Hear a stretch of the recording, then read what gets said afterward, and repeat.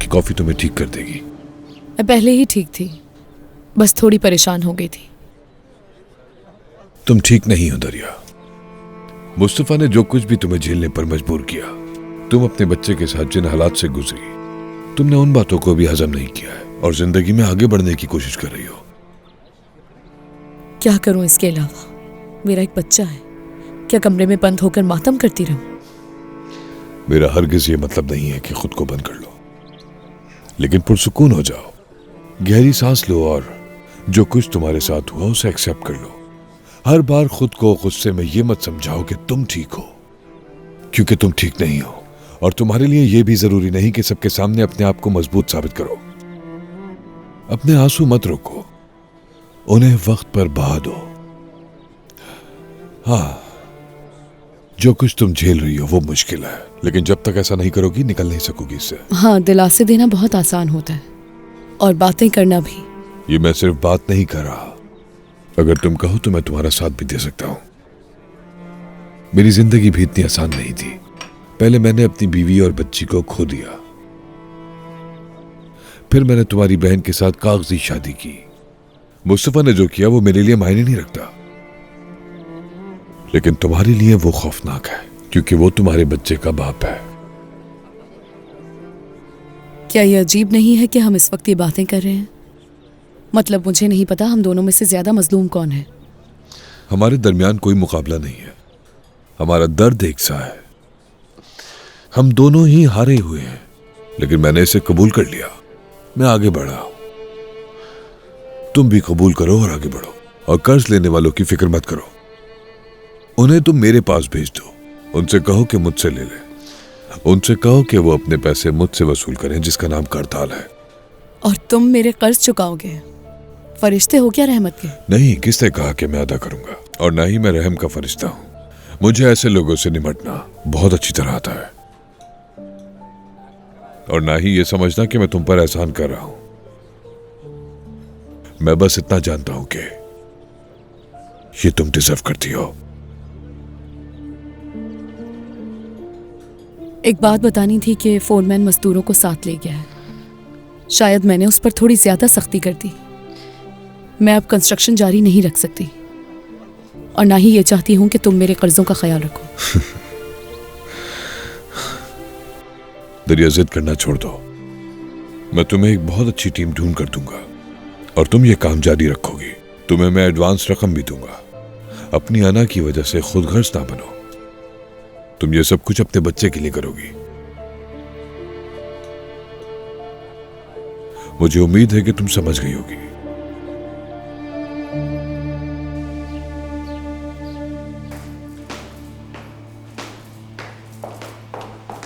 अदनान साहब, खुश आमदीद। कारताल साहब बाहर गए हैं। मुझे मालूम है, मैं यहाँ उनके लिए नहीं आया। तुमने कुछ दिन पहले किसी का जिक्र किया था। किसका? कि जेल में एक औरत है, वो कारताल से मिलना चाहती थी। बिल्कुल। उसका नाम क्या था? सवेरा। ये बताओ वो किस जेल में है?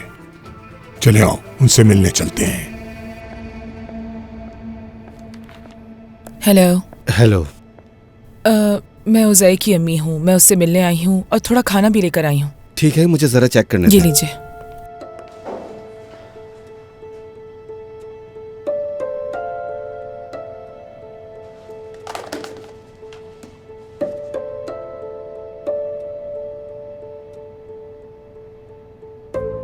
ये आप क्या कर रहे हैं? इस तरह से खाने को कौन चेक करता है? सारा खाना खराब हो गया। माजरत चाहता हूँ, लेकिन हमें ऊपर से ऑर्डर है। आप यहाँ इंतजार करें और अपना बैग भी यहीं छोड़ दें।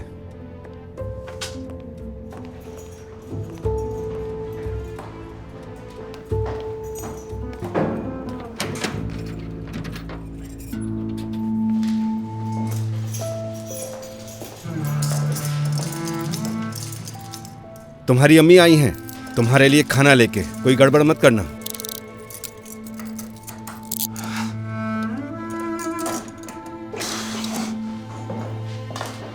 आप अंदर जा सकती हैं। मेरी जान, कैसे हो तुम मेरे बेटे? देखो देखो मैं तुम्हारे लिए क्या लाई हूं। एक दफा देखो, तुम्हें ये पसंद था ना? देखो ये भी लाई हूं तुम्हारे लिए, देखो।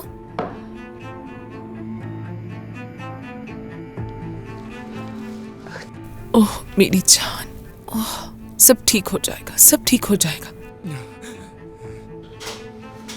मैंने कहा था ना मत आइएगा यहाँ। कैसी बातें कर रहे हो? मैं कैसे नहीं आती? तुम मेरा सब कुछ हो मेरी जान। हम इन हालात का एक साथ सामना करेंगे। क्या तुम्हें बुखार है? अम्मी अपना हाथ हटाएं। उज़ाय मेरी जान ऐसा मत करो। जाओ यहाँ से, अकेला छोड़ दे मुझे। चले जा यहाँ से, चल निकल जा यहाँ से। ऐसा मत करो बेटा, जा यहाँ से। उज़ाय ऐसा मत करो, मदद करें, मदद करें। किसी से नहीं मिलना मुझे। इसकी मदद करें प्लीज। छोड़ो मुझे, छोड़ो मुझे। मत करो ऐसा मेरे बेटे, पुरसुकून हो जाओ। जाने दो। प्लीज आप जाएं यहाँ से। नहीं मैं बाहर नहीं जा सकती। देखिए आपको अपने यहाँ से बेटे जाना को साथ होगा, नहीं जल्दी छोड़ करें, सकती। चलिए। उज़ाय, उज़ाय मेरे बेटे तुम्हें प्लीज क्या हमें हो अपना गया? काम करने दें, जाएं यहाँ से। कस के पकड़ो इसे, छोड़ना नहीं। उज़ाय, उज़ाय मेरा बच्चा।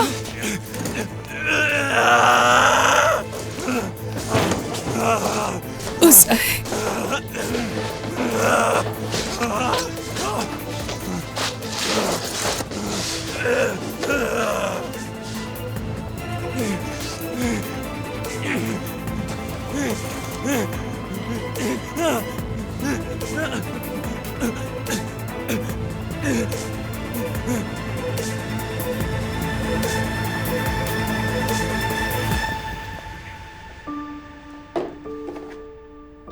कल मतीन अंकल का फोन आया था।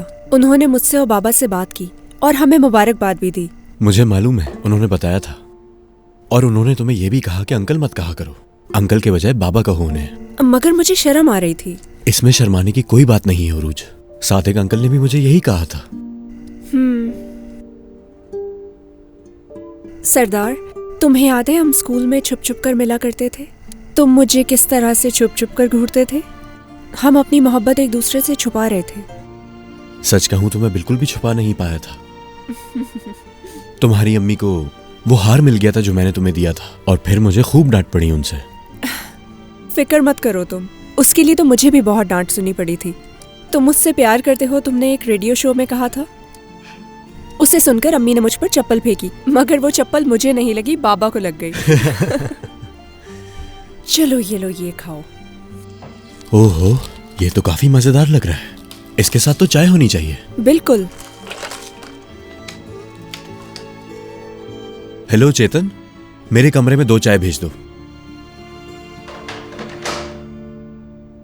उरूज, मैं खुद को रोक नहीं पा रहा हूं।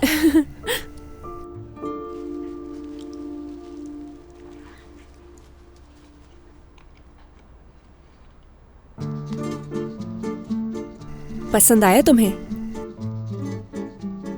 पहली बार बनाया है मैंने, लेकिन ये रेसिपी मेरी आंटी की है। कैसा बना है?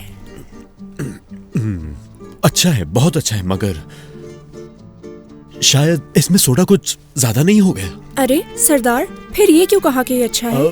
अच्छा तो है, मगर तुमने इसमें थोड़ा नमक शायद ज्यादा डाल दिया है। कोई बहाना मत बनाओ, पहली बार बनाया है मैंने। अगली बार कोशिश करूंगी तो बिल्कुल ठीक बनेगा। हाँ सही कह रही हो।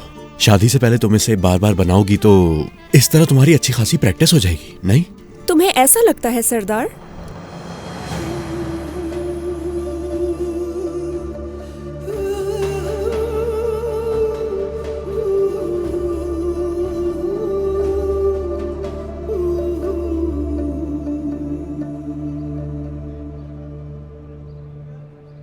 सादिक साहब, ये दरिया के लिए एफए के स्कूल से नोटिस आया है।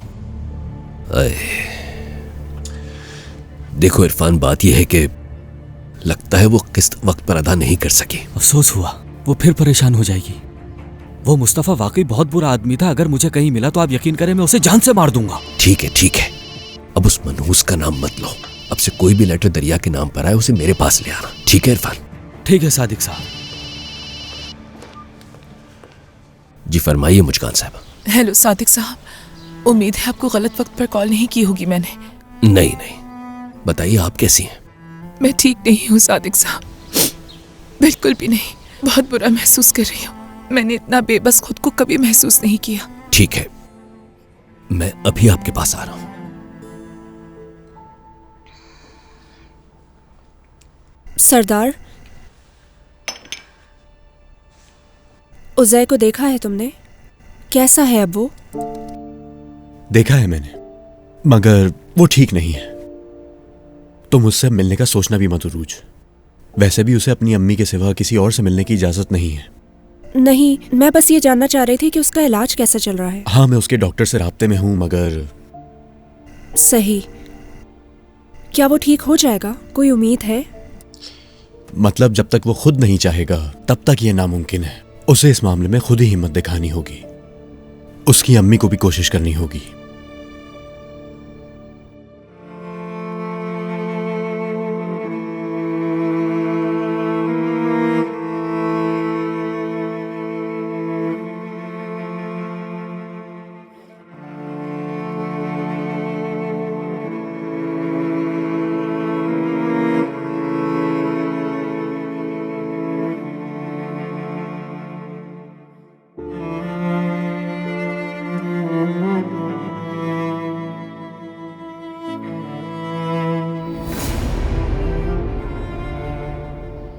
तुम क्या कर रही हो तुर्कान? क्या देख रही थी तुम मुझे? नहीं, मैं तो बस आयला को ढूंढ रही थी। वो तो यहाँ नहीं है। जाओ काम करो अपना। आयला, क्या तुम मिस्त्री की मेज कमरे में ले जा सकती हो?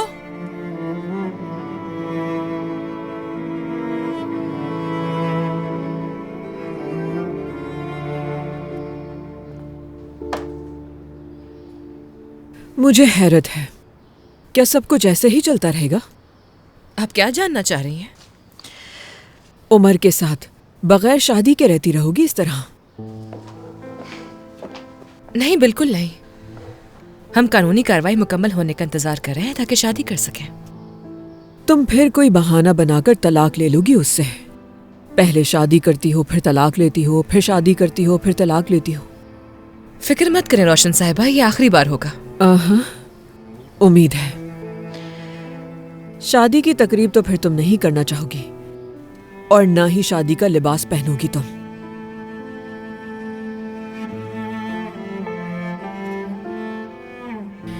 यानी अगर मेरी 5 मीटर लंबी घूंघट भी हुई तो क्या? यानी हम शादी घर के पीछे बैकयार्ड में कर सकते हैं। मेरी बेटियां होंगी और मेरी बहनें भी। और जब आप यहाँ हैं तो क्यों ना आप ही गवाह बन जाएं? क्या कहती हैं आप? हारने के बाद भी कुश्ती करने से बाज नहीं आई तुम। लगता है मेरे बुरे रवैये की आदत हो गई है तुम्हें। जब ही तुमने मुझे गले लगा लिया कि मैं तुम्हारी शादी की गवाह बन जाऊं।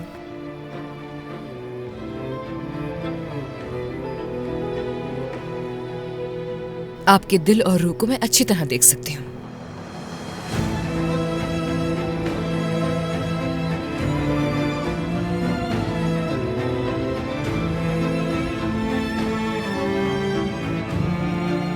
चलो आयला, ये सब ऊपर लेके चलते हैं स्त्री के लिए।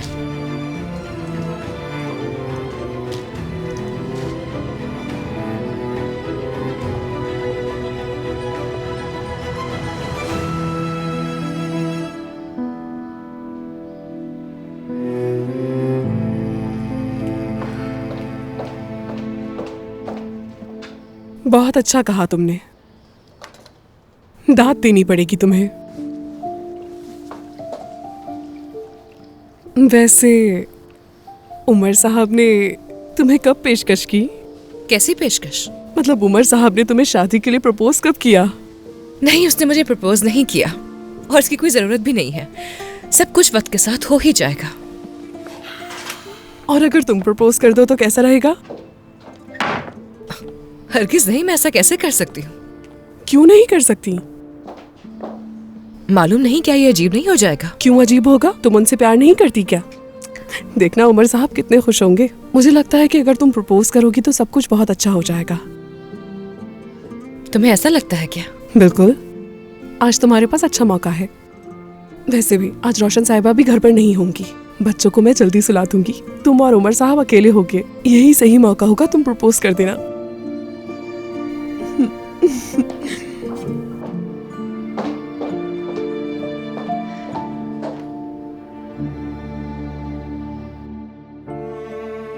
उमर भाई जब मेरी आपा के साथ दोबारा जिंदगी शुरू करने का सोच रहे थे तो उन्हें एक खौफनाक हकीकत का सामना करना पड़ा। उनके लिए करताल वाले मामले को कबूल करना बहुत मुश्किल था। वो कुछ नहीं समझ पा रहे थे। वो अपनी माँ को पहुंचने वाले दर्द के अलावा ये भी समझ नहीं पा रहे थे कि आपा ने करताल से शादी क्यों की। मैंने तुम्हें कभी भी नहीं भुलाया, भुला ही नहीं सकी। मैं शादीशुदा हूं मगर आज भी वैसी हूं जैसे तुम छोड़ के गए थे। तुम्हारे सिवा आज तक किसी ने मुझे हाथ नहीं लगाया कभी। मैंने इस मोहब्बत से कभी बेवफाई नहीं की उमर। क्या उनकी शादी वाकई एक कागज की हद तक महदूद थी? उमर भाई को कुछ समझ नहीं आ रहा था। वो आपस से इस बारे में बात करने की हिम्मत नहीं कर पा रहे थे। वो चाह रहे थे कि एक बार इस मौजू पर मेरी आपस से बात कर लें, क्योंकि उमर भाई के लिए ये मामला उलझ चुका था।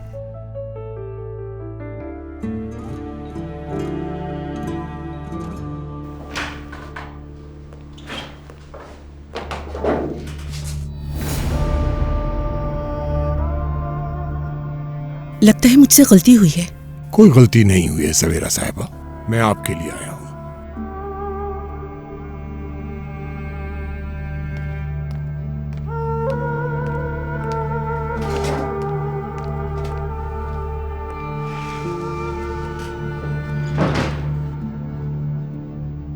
कौन हो तुम और मुझसे क्या चाहते हो? आप करताल से क्या चाहती हैं? हाँ, समझ गई मैं। तो तुम्हें यहाँ करताल ने भेजा है? बिल्कुल नहीं। उसे इस बात का कोई इल्म नहीं कि मैं यहां आया हूं, और मुझे आपसे पूरी उम्मीद है कि आप मुझे मायूस नहीं करेंगी, क्योंकि और जब मैं मायूस होता हूं तो मैं वो इंसान बन जाता हूं जो मैं नहीं बनना चाहता। कोई भी बिला वजह किसी को परेशान नहीं करता। मुझे धमकी देने की कोई जरूरत नहीं है। मैं भी यही सोचता हूं। आप शक्ल से तो काफी समझदार लगती हैं। असल बात पर आते हैं। आपके पास करताल के खानदान के बारे में कुछ मालूमात थी।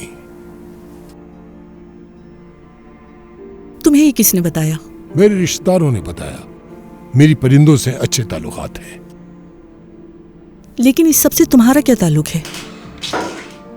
अगर आप मेरे सवालों के जवाब दें तो हम तेज रफ्तारी से आगे बढ़ेंगे। मैं स्टिचिंग करती हूँ।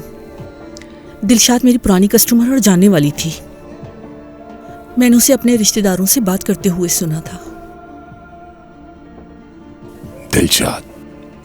दिलशाद जो कुछ भी छुपा के नहीं रखती और सब बोल देती है।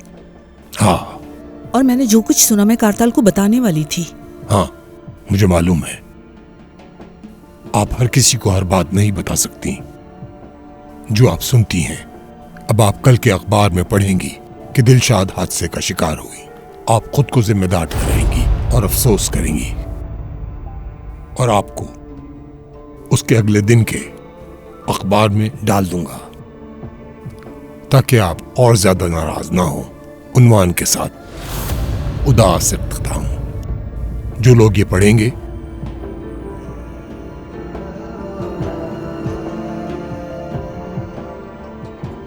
वो बहुत ज्यादा अफसोस करेंगे।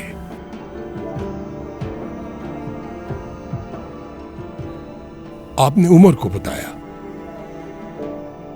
नहीं, मैंने तो किसी को नहीं बताया इस बारे में।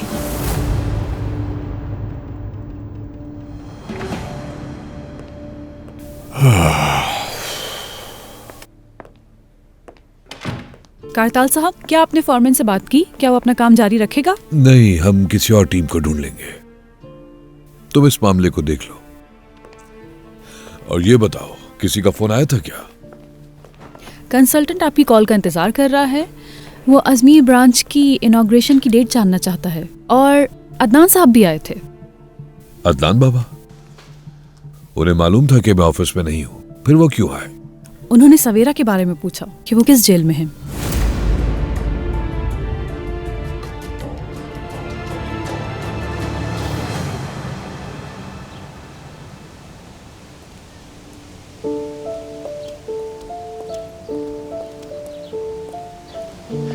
मुश्किन साहिबा, सादिक प्लीज साहब, बैठी रहिए आप।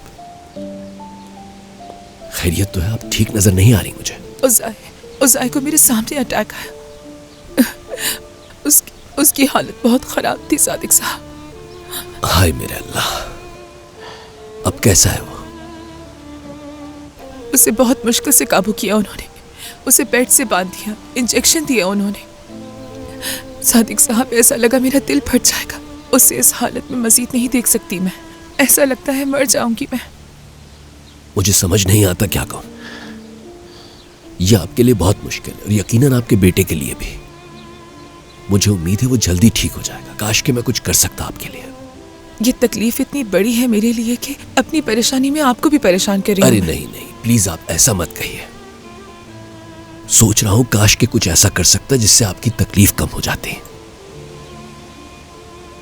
अच्छा, तो आप कह रही हैं उसे ट्रैंक्विलाइजर दिए गए हैं। चले अंदर चलते हैं और उसे को देख लेते हैं चलकर। वो मुझे अंदर जाने नहीं दे रहे। तो फिर मुस्कान साहिबा, हम अंदर चलते हैं और डॉक्टर से कहते हैं कि वो आपको देख ले, आपका ब्लड प्रेशर चेक कर ले, क्योंकि मुझे आप बिल्कुल भी ठीक नजर नहीं आ रही। नहीं, इसकी बिल्कुल जरूरत नहीं है। मुझे खुद को मजबूत करना होगा, अपने बेटे के लिए खड़ा होना होगा। मुझे माफ कर दीजिएगा। आप किस बात की माफी मांग रही हैं? मतलब मुझे उस वक्त कुछ समझ नहीं आया और मैंने आपको यहाँ बुला लिया। मुझे माफ कर दीजिएगा। नहीं, माफी मांगने की कोई बात नहीं है, प्लीज। आप जानती हैं हमें अब थोड़ी सी चहलकदमी करनी चाहिए। फिर मैं आपको आपके घर छोड़ दूंगा, ठीक है? चले आ जाए।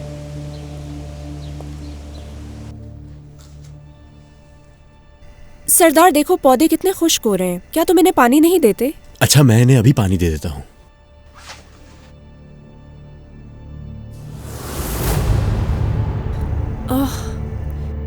ये सब क्या है? क्या हुआ? बाबा इनके साथ क्या कर रहे हैं? मुझे बाबा पर बिल्कुल भी यकीन नहीं आ रहा। चलो बच्चियों, अंदर आ जाओ। हम घर आ गए। खुशामदीद। चलो पहले फ्रेश हो जाओ, फिर ऊपर चले जाना। जाओ, शाबाश। बेटा, हम लोग भी जा रहे हैं। तुम्हारे बाबा भी मेरे साथ जाएंगे। इनका जाना बेहतर रहेगा। ऐसा ही है। चलो अब चलते हैं, कहीं लेट ना हो जाए। सलजू भी जा रहा है ना आपके साथ? हाँ बेटा, हम एयरपोर्ट पे मिलेंगे। तुम फिक्र नहीं करना। अम्मी,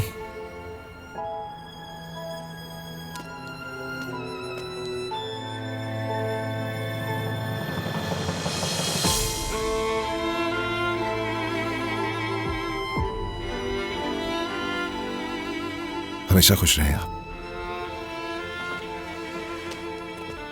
रोशन साहिबा, आपकी हाथ ड्राइंग रूम में रह गई थी।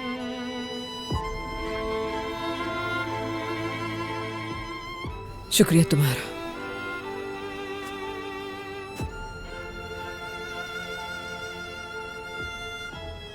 रोशन कोरमान का बिजनेस कार्ड है ये।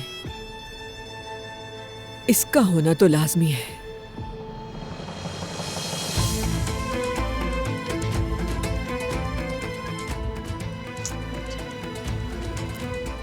आई होप कि सब कुछ ठीक रहेगा।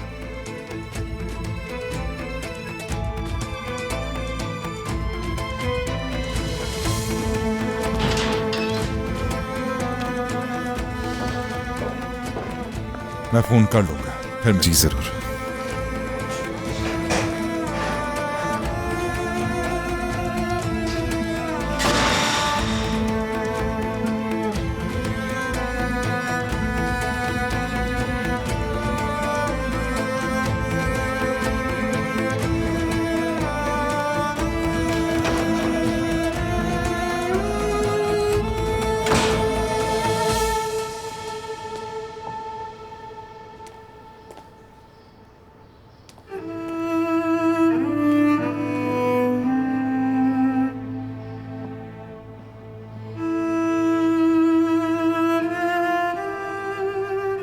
मैंने बहुत कोशिश की कि तुम्हारी अम्मी को गले ना लगाऊं, उन्हें यह ना बताऊं कि मैं जानती हूं कि वो क्या महसूस कर रही हैं। जब भी मैं अम्मी के चेहरे की तरफ देखता हूं तो उस औरत की बातें मेरे कानों में गूंजने लगती हैं। डैफ्नी को पैदाइश के बाद इनक्यूबेटर में रखा गया था काफी महीनों तक। मुझे लगा था मैं उसे खो दूंगी, वो खौफ, वो बगावत, वो तकलीफ, वो दिन बहुत हौलनाक थे। तुम्हारी अम्मी को लगता है कि उन्होंने वो बच्चा खो दिया है। शायद अगर मालूम होता कि वो जिंदा है तो इतनी तकलीफ ना होती उन्हें। वो ऐसे बिहेव कर रही हैं जैसे सब कुछ नॉर्मल है, पर उनका जहन अब भी उस बच्चे में अटका हुआ है। लेकिन उन्हें ये जानने की जरूरत नहीं।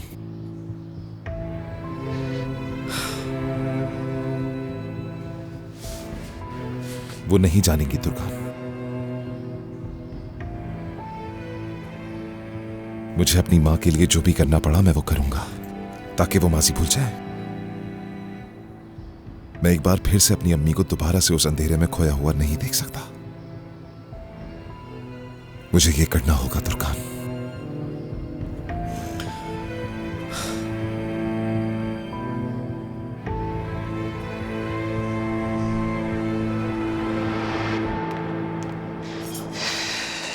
नहीं, वो फोन नहीं उठा रहे। कौन नहीं उठा रहा? तुम्हारे बाबा जवाब नहीं दे रहे। वो बिना बताए पोस्ट ऑफिस से जल्दी चले गए। हम खाने पर उन्हीं का इंतजार कर रहे हैं। कोई जरूरत नहीं है। क्या मतलब? क्या तुमने उनसे बात की? तुम्हें पता है वो कहाँ हैं? वो मुचकन साहिबा के साथ हैं। क्या? ठीक है, चलो फिर हम लोग खा लेते हैं। मुझे यकीन नहीं आ रहा कि बाबा अभी भी उस औरत से मिलते हैं।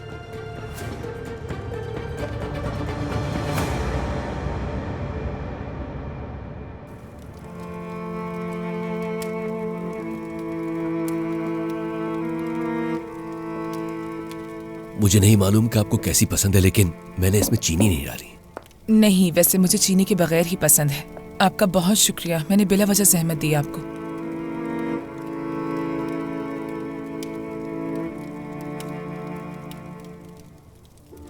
एंजॉय कीजिए इसे। अब बेहतर महसूस कर रही है ना?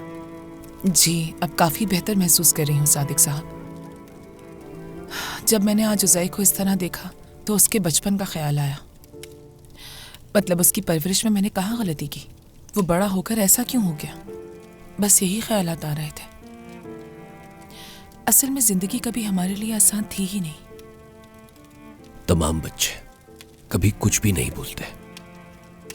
आप जानती हैं, आज उनके रवैये और जज्बाती तब्दीलियां उन्हीं बातों को याद करने की वजह से होती हैं। हम अक्सर ये कहते हैं कि हमारे बच्चे पलक झपकते में ही बड़े हो गए, मगर हमें ये एहसास ही नहीं होता कि आखिर हमसे कहाँ गलती हुई और हम क्या नजरअंदाज कर रहे हैं। ठीक कहा आपने। अगर पुराने दिनों की बात करूं तो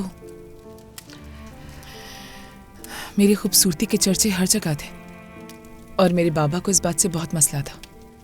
उसी उम्र में मुझे मोहब्बत भी हो गई। मेरे घर वाले नहीं चाहते थे कि मैं उससे शादी करूं, लेकिन मैंने फिर भी जिद की और उससे शादी कर ली। लेकिन वो फैसला गलत था। शादी के बाद मुझे पता चला कि वो एक इनसिक्योर और हासिद आदमी है। उसकी वजह से मुझे बहुत सी जॉब्स ठुकरानी पड़ी, जिसकी वजह से घर में हर वक्त की लड़ाइयाँ, बहस होती रहती थी। वो अपनी नाकामी को छुपाने के लिए अपना सुकून दूसरी औरतों में तलाश करता रहता था। कभी तो अपनी दोस्तों को घर भी ले आता था और जिन दोस्तों को घर लाता था उनकी खिदमत करने के लिए कहता था मुझसे। मतलब मैंने अपनी जिंदगी में हर तरह की तकलीफें बर्दाश्त की हैं सादिक साहब। फिर एक दिन वो अचानक ही हम सबको छोड़कर चला गया और ज़ाहिर और मैं बिल्कुल अकेले रह गए। और फिर पैसे की कमी की वजह से हालात मुश्किल होने लगे। उस वक्त उज़ै सिर्फ 7 साल का था। वो अपने इर्द गिर्द के हालात से अच्छी तरह से वाकिफ था। उसने अपने दरवाजे बंद करना शुरू कर दिए। मैं भी उस वक्त उस पर ज़्यादा तवज्जो नहीं दे सकी, क्योंकि उस वक्त मुझे काम करने की ज़रूरत थी। मतलब मैं सिर्फ उसी वक्त प्यार कर सकती थी जब वो सो रहा होता था। बाकी वक्तों में शोज और कमर्शियल्स में मसरूफ हुआ करती थी। मैं उसके लिए एक अच्छी माँ नहीं बन सकी सादिक साहब। और अब मेरा बेटा, जिसका साया भी मैं किसी पे पढ़ने नहीं देती थी, वो अब हॉस्पिटल के एक कमरे में पुलिस की निगरानी में अपने बेड से बंधा पड़ा है। मेरा बच्चा, उज़ै के साथ ये सब नहीं होना चाहिए था सादिक साहब। उसके साथ सब गलत हो रहा है।